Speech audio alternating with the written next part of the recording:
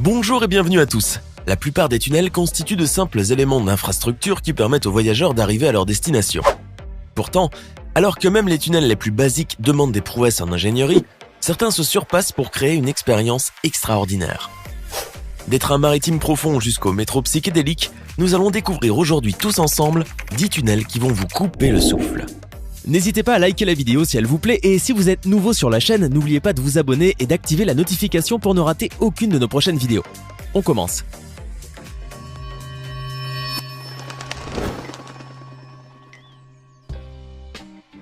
La spirale de Drammen, ou le tunnel Spiral, se trouve dans la ville de Drammen, à environ 1 heure d'Oslo en Norvège. Le tunnel mesure 1,65 km de long et a été construit sous forme d'une hélice à 6 cercles montants, un peu comme un parking à plusieurs étages. Chaque rotation de l'hélice s'élève à 22 mètres et couvre un diamètre de 70 mètres. Le tunnel émerge à 180 mètres au-dessus de la ville, sur Skansen Ridge, où se trouve un parking et un café. À l'entrée du tunnel, il y a un espace naturel où les visiteurs peuvent se promener, admirer la vue et profiter des sons de la Norvège rurale. Ce type de tunnel a été suggéré devant l'inquiétude montante que les carrières commencent à défigurer le paysage local. À la base, la communauté voulait créer un tunnel comme alternative, et cela finit par devenir une attraction touristique.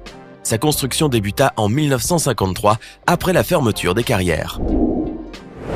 Le village de Gyeolyang a toujours été isolé du reste du monde puisqu'il se trouve en haut des montagnes de Taihang, dans la province de Henan, en Chine. La seule manière d'y accéder était quelques marches raides et étroites encastrées dans le flanc de la montagne nommée Skyladder, ou l'échelle du ciel en français. Une escalade glissante et dangereuse, même pour les villageois les plus agiles et les plus adroits, ou les rares personnes qui venaient y vendre leurs animaux ou d'autres produits de première nécessité. Pour résoudre ce problème, les habitants de Gyeolyang désignèrent 13 de leurs plus forts ouvriers. Cette équipe, ne contenant aucun ingénieur, entreprit de créer une route. Et c'est ce qu'ils firent petit à petit, et en utilisant pour cela que leurs outils manuels, leur patience et leur détermination. En 1977, 5 ans après le début de leur projet colossal, les villageois avaient réussi à creuser un tunnel de 1,2 km de long, près de 5 mètres de haut et 4 mètres de large. Pour ce faire, plus de 12 tonnes de tiges de forage et 4000 marteaux furent utilisés.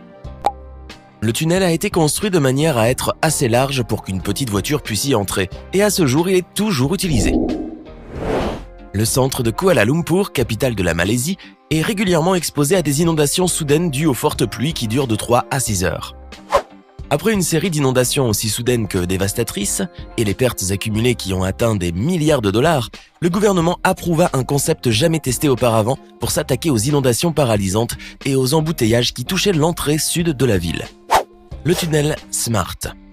SMART est un acronyme pour Stormwater Management and Road Tunnel, c'est-à-dire gestion des eaux de pluie et tunnels routiers en français. Il s'agit d'un projet lancé sous le gouvernement fédéral et visant à atténuer le problème des inondations dans le centre-ville de Kuala Lumpur. Ce tunnel de 13,2 mètres de diamètre est un combiné entre une dérivation des eaux de pluie de 9,7 km et une route à double voie de 4 km. SMART a été ouvert à la circulation le 14 mai 2007 après 4 ans de construction et a coûté environ 514 millions de dollars, soit environ 4 466 700 €. SMART peut accueillir 30 000 voitures par jour et a déjà été utilisé 44 fois pour détourner les inondations. Le tunnel de l'amour est situé entre Klevan et le village d'Orziv, sur la ligne Kovel-Riven. Près d'Orziv, la ligne se divise en 2 voies, l'une menant à Klevan et l'autre à une base militaire datant de la guerre froide, cachée dans la forêt. À cette époque-là, les arbres étaient délibérément plantés le long de la voie afin de camoufler le transport du matériel militaire. Aujourd'hui, ce tunnel vert de 5 km est soigneusement entretenu dans le but d'en faire une promenade pour les amoureux. Il paraît que ce tunnel, où les couples et les jeunes mariés se prennent en photo, est extrêmement populaire en Ukraine. Mais parfois, les touristes sont un problème pour les opérateurs ferroviaires qui doivent surveiller les rails. L'année dernière, une japonaise de 38 ans a été percutée par le train et s'est fracturé la hanche. Cependant, heureusement, il s'agissait d'un cas isolé, même si le tunnel n'a ni protection officielle ni gardien.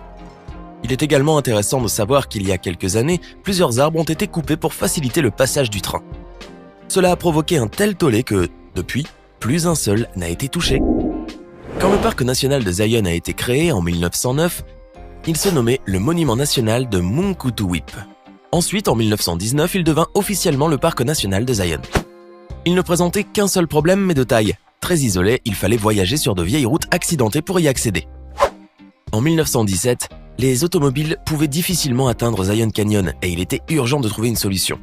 La construction du tunnel Zion-Mount Carmel débuta en 1927 dans l'objectif de permettre l'accès au côté est du parc national de Zion, mais aussi pour faciliter l'accès au Bryce Canyon et au Grand Canyon. Ce projet de construction révolutionnaire, représentant l'un des plus grands exploits de l'ingénierie de l'époque, a donné naissance au plus long tunnel non urbain des États-Unis.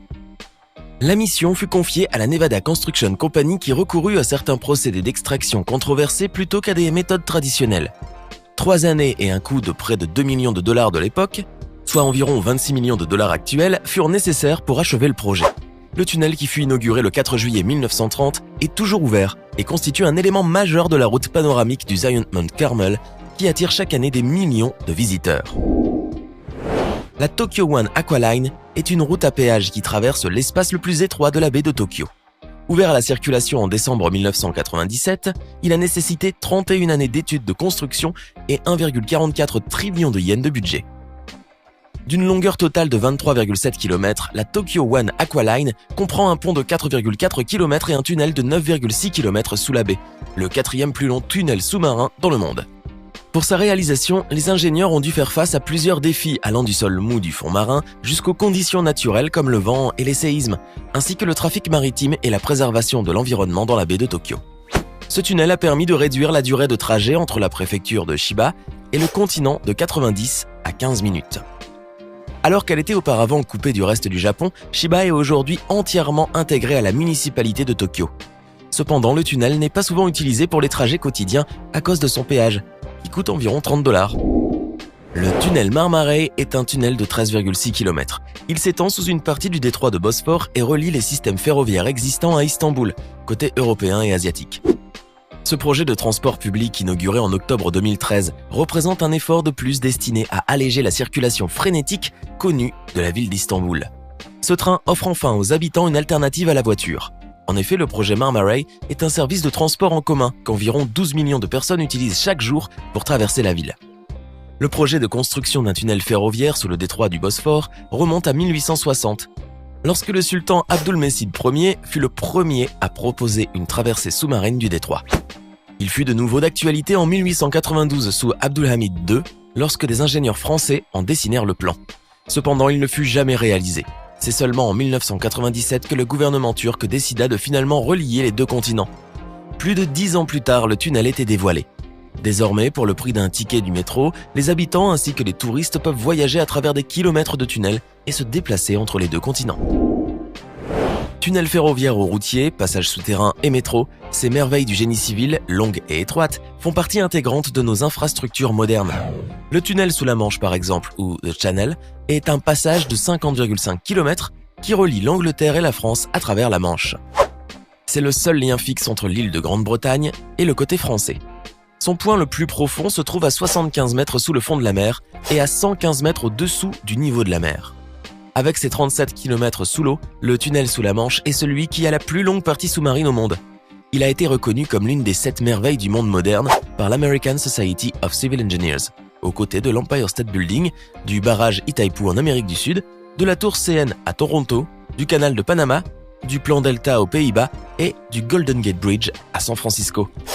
Pendant sa construction, jusqu'à 13 000 personnes y furent employées et 10 ouvriers, dont 8 Britanniques, furent tués dans des accidents de chantier. 11 machines de forage d'un poids total de 12 000 tonnes, chacune mesurant la taille de 2 terrains de football, furent utilisées pour le creuser. L'une d'elles, côté britannique, est restée enterrée sous le tunnel, tandis qu'une autre a été vendue en 2004 sur eBay pour 39 999 livres sterling, soit environ 46 700 €. Pour traverser le fleuve Huangpu, près du boulevard animé de Bund, à Shanghai, vous pouvez soit sauter dans un métro pas cher, soit faire un voyage psychédélique à travers le tunnel Bund Sightseeing, qui se trouve sous la célèbre perle de l'Orient. Il a été construit pour devenir l'une des attractions touristiques les plus importantes du Bund et continue à attirer un grand nombre de voyageurs, même s'il est plus de 10 fois plus cher que le métro. Tous ceux qui l'empruntent vivent une expérience époustouflante. Après s'être installés dans un petit wagon futuriste, les voyageurs sont tranquillement emmenés dans un tunnel plein de lumière stroboscopique. Le trajet simule un vol à travers une sorte d'espace. L'éclatement de lumière et de couleurs clignotantes s'accompagne d'une musique plutôt inquiétante, parfois ponctuée par des mots en anglais comme « Shining Star », qui veut dire « étoile brillante », et « Hell », qui signifie « enfer ».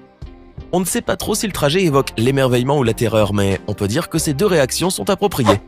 En tout cas, même si ce tunnel ne fait que 650 mètres de long, il permet de vivre une expérience mémorable. C'était 10 tunnels qui vont vous couper le souffle. Lequel de ces tunnels avez-vous préféré? Faites-le nous savoir dans les commentaires. Si vous avez aimé la vidéo, n'oubliez pas de mettre un pouce bleu, vous abonner et de la partager avec vos amis. À demain, même heure, même chaîne, pour une nouvelle vidéo.